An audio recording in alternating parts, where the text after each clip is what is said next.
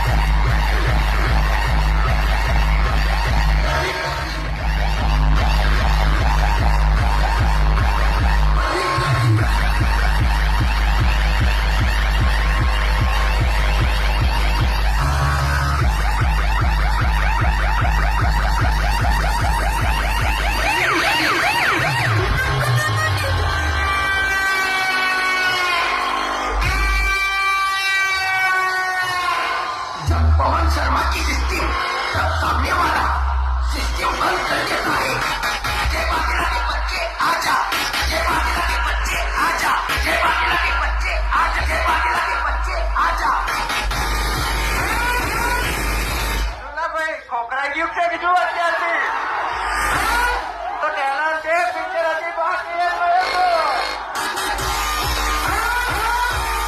और सुन, बाप बाप होता है और बेटा बेटा।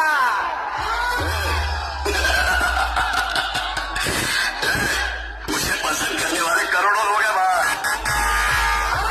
और तू मेरे सामने अभी पैदा नहीं हुआ है, अभी तू बच्चा भी नहीं, तू अभी मेरे सामने 3 दिन के पैदा हुआ है, समझा गया? तेरा बाप है नीचे जन्नत।